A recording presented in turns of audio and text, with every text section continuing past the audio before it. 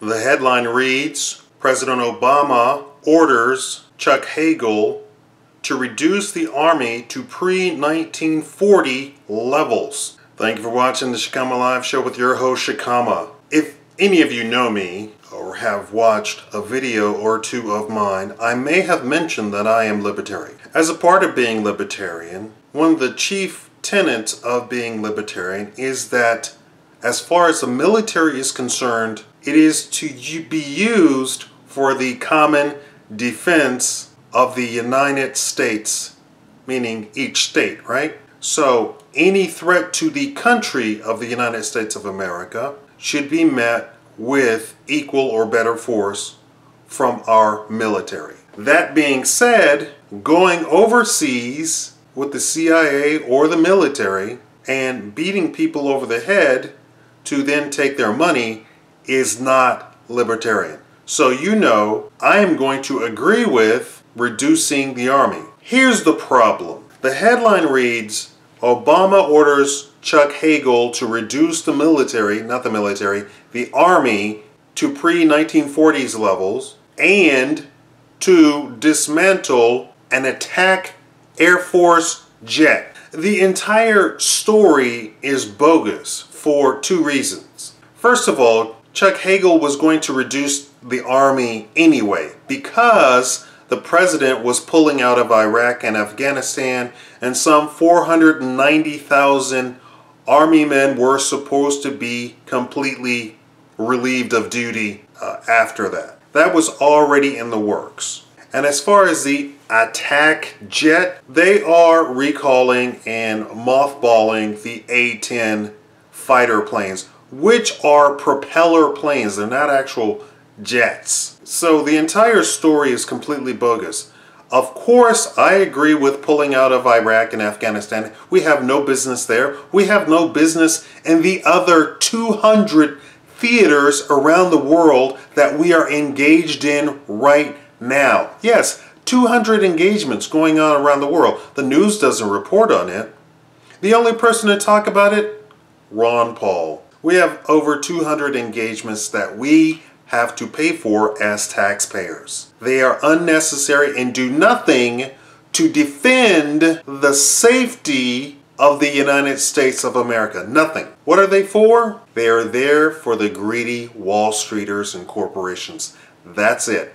And of course, above them, the international bankers. And that's what they're there for. Our military has been used as a stick, a big stick, to beat down other countries and other nations and other people since the founding of the United States and the founding of Wall Street coming into its own, especially after the 1920s.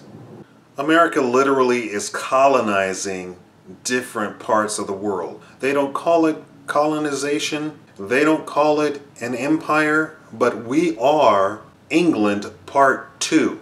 That's all we are. That's all that's going on. And it doesn't help you. It helps the king. And who is the king? The international bankers, the Federal Reserve Bank. That's it. That's the king. Not Obama, not anybody in DC. DC are nothing but puppets that the king has put in place to do his bidding. Literally, Obama is insignificant. Sure, we say, oh, he's a communist and socialist. That's what the king wants. The king is not a fool. He has planned this out for years. They have strategized who is going to be elected and how often they would be elected. Everybody hates Obama. Obama doesn't deserve your hate. He deserves your contempt. He deserves your pity because he's not a man. He has absolutely no gumption to stand up on his own 2 feet and say, no, I have sworn an oath for the presidency of the United States and I'm going to carry out that oath. He has never done that. Never. Now, why is this going on and why is this in the news? Even the Blaze is carrying such news. Well, all it is a ploy to get the Democrats elected. Why? Because Obama's going to make good on his plan to close Guantanamo Bay and to get out of Iraq and Iraq. You know, we're still in Iraq. regardless of what the media has told you. You know, we pulled out. You didn't pull out. That's like the guy who said, oh, I'm just going to pull out a little bit, you won't get pregnant. We didn't pull out of Iraq, and we are doubling down on Afghanistan. Obama and the Democrats hope to stay in power. Now, why is the Republican Party not doing anything? And here's the thing. It's one party. Republican, Democrat is one party. The Republicans, it doesn't matter how many seats they do have or don't have. The Republicans are content to let the Democrats take the blame. If you look at a lot of bad legislation that has gone on and ask yourself, why didn't the Republicans stand up and do anything? It's because it's one party. It's, you know, brother and sister. It's the same exact family. The brother is content to let the sister take the blame for it, and everybody knows that nobody's really going to fight a girl, right? And the girl can throw temper tantrums, and the girl can scream and play the victim, that's a perfect analogy of the Democratic Party. And the brother is content to sit back and let the girl take all the blame because nobody is really going to fight a girl, right? That's exactly what's going on. Really, honestly, and then when the media comes on and says, do you honestly think a third party can win? That is the, you know, that's the uncle, you know, coming in to say, I'll protect you kids. You keep doing what you're doing. I'll protect you. Do you honestly think a third party can win? It's propaganda. Oh, a third party can't win. A third party can't win. So that's what this story is all about. It's Obama trying to appear like he's keeping his campaign promises. But this was already in the work. Logistically, you cannot have 1 million soldiers on the payroll and a airplane that existed in World War II still in operation. It's ridiculous. But the American population doesn't know any better. They don't know. They're not informed about anything. Nothing. But I'm here to inform you. This is what's really going on. Obama's not doing anything special, or this isn't something you should be like, oh my God, I can't believe he's reducing the military. They were going to reduce them anyway.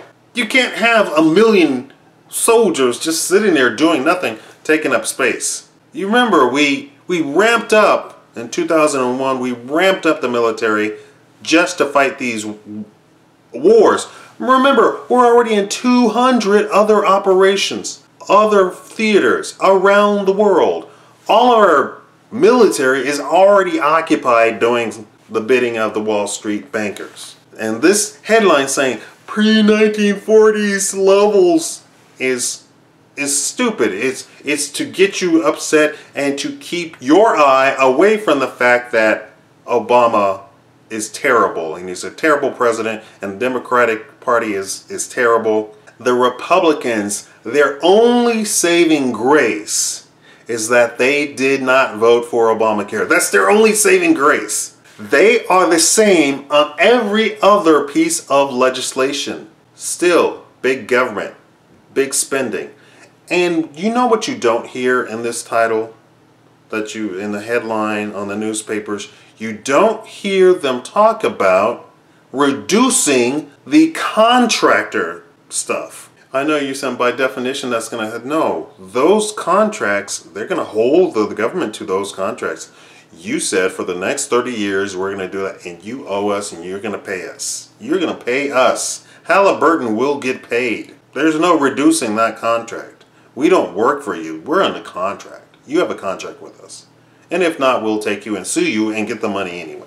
And if we don't get the money, we'll take you to court and have you get lawyer fees to such a degree that it will amount to the same amount of money anyway. We win no matter what. We're Halliburton. We win no matter what. This is what's going on. This is how this is all played. I say get out of those 200 theaters. We don't need bankers putting our children in harm's way so that they can have cheap oil or cheap whatever. It's not even oil. It's not even oil. We can have a cheap dollar. That's what's going on. We used to be post No, right after World War II, we were the largest creditor nation, meaning that we had the money, we had the riches, we had the wealth, and we were lending them out to the rest of the planet. Once everybody was indebted to us, and we didn't think we were going to get it back. What is Germany going to do? What is Japan going to do? What is Italy going to do? What are they going to pay us back with? They have nothing. They have limited resources. What are they going to pay us back with? Lira? Deutsche Marks? No, they don't have anything. So they concocted a plan to make the dollar switch places, and we became the largest debtor nation. And that didn't happen immediately. That happened well after Nixon, actually. But, the bankers concocted a plan to literally rape the planet with the dollar. So all of those countries paid no matter what, no matter how little they had. We could virtually take all of their wealth from their country by giving them dollars. And that's what went on. Thank you for watching the Shikama Live Show.